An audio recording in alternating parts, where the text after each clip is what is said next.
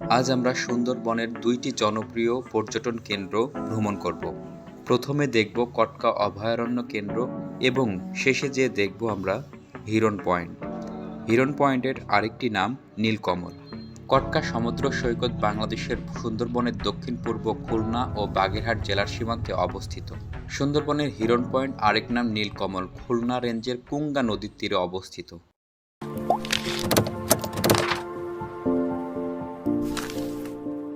আমরা রাজশাহী কলেজ ভূগোল ও পরিবেশ বিভাগের মাস্টার শেষ বর্ষের শিক্ষার্থী।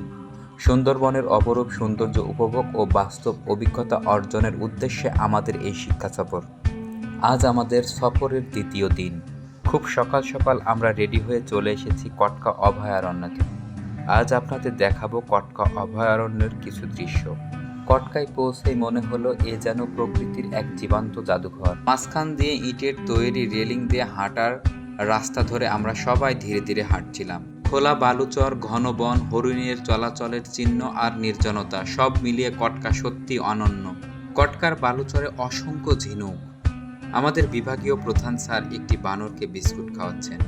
ঘূর্ণিঝড়ের আঘাতে কটকার ভেতরে কিছু গাছ ভেঙে গেছে, কিছু গাছ শুকিয়ে গেছে, নিথর হয়ে দাঁড়িয়ে আছে কালের সাক্ষী হয়ে। এই দৃশ্যগুলো আমাদের চোখে পড়ে আর মনে করিয়ে দেয় প্রকৃতির সাথে মানুষের লড়াইয়ের গল্প। তবুও সুন্দরবন দাঁড়িয়ে আছে ঢাল হয়ে, প্রাচীর হয়ে। প্রতিবার ঘূর্ণিঝড়ের সময় নিজের বুক পেতে নিয়ে উপকূলকে রক্ষা করে চলেছে। প্রকৃতি নিজের ক্ষতি স্বীকার করে মানুষকে বাঁচিয়ে রাখছে নীরবে, নিঃশব্দে। কয়েকটি ঝিনুক এবং শামুক নিয়ে সমুদ্র উপকূলে কটকায়। বন বিভাগের স্টাফ কোয়ার্টারের কাছে রয়েছে পদ্মপুকুর। সমুদ্রের পানি নোনা জল হলেও এই পুকুরের পানি কিন্তু নোনা নয়। এই পুকুরের পানি হচ্ছে মিঠা পানি। এই পানিগুলোই এখানকার লোকজন খায়। কটকা দেখা শেষে এবার ফেরার পালা। এক এক করে সবাই আমরা নৌকায় উঠছি। নৌকা করে আমাদের গন্তব্য শিপে, এবং সকালের নাস্তা শিপেই আমরা করব। নৌকায় যেতে যেতে কটকার সৌন্দর্য মোবাইলে ধারণ। আমাদের শিপ চলেছে হিরন পয়েন্টের দিকে। সুন্দরবন ভ্রমণে আসলে সবার ইচ্ছা বাঘ দেখার। সেই ইচ্ছাটাও আলহামদুলিল্লাহ আমাদের পূরণ হয়েছে। আমরা নদীর এক পাশ থেকে অন্য পাশে বাঘ যাওয়ার দৃশ্য দেখতে পেয়েছি। হিরন পয়েন্টে যাওয়ার জন্য বন বিভাগ থেকে পারমিশন নিতে হয়। সেটি নেওয়ার জন্য আমাদের স্যারেরা যাচ্ছেন। হিরন পয়েন্ট যেতে যে একটা ক্যানেল পড়ে, সেই ক্যানেলের দৃশ্য অসাধারণ, আপনাকে মুগ্ধ করবে। এই ক্যানেলটি দেখে অনেক সুন্দর এবং মনোমুগ্ধকর দৃশ্য।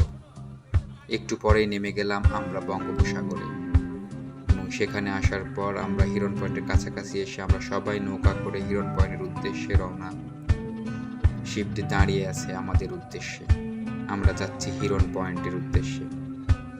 আমরা পৌঁছে গেলাম হিরন পয়েন্টে। এখন নৌকা থেকে নেমে আমরা সবাই হেঁটে হেঁটে যাচ্ছি হিরন পয়েন্টের উদ্দেশ্যে। আমাদের বিভাগীয় প্রধান স্যারের দিক নির্দেশনায় আমরা হাঁটছি সবাই মিলে। আমাদের এই বিভাগীয় প্রধান স্যারের এই হিরন পয়েন্টের একটি ঘটনা রয়েছে।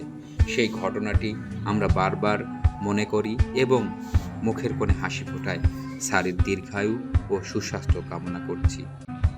হিরন পয়েন্ট দেখা শেষে আমরা আবারও আমাদের শিপের উদ্দেশ্যে রওনা। প্রথমবারে একদল চলে গেছে শিপে, আমরা দ্বিতীয় শিফটে যাচ্ছি। হালকা মৃদু শীত, কিন্তু রোদের তীব্রতা ছিল অনেক।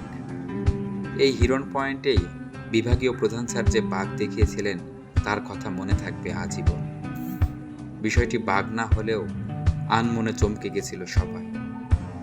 দেখতে দেখতে চলে এসেছি আমরা শিপের কাছে। যে দলটি আগে এসেছে তারা খাবার দাবার নিয়ে ব্যস্ত, তারা খাচ্ছে। আমরাও ফ্রেশ হয়ে চলে এসেছি খাবার খেতে।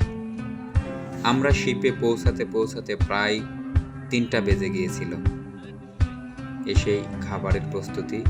সমুদ্রের বুকে বাহারি রকম খাবার অনেক সুস্বাদু এবং মনকে প্রশান্তি তুল করে দিয়েছে। আমাদের পরবর্তী গন্তব্য দুবলার চর।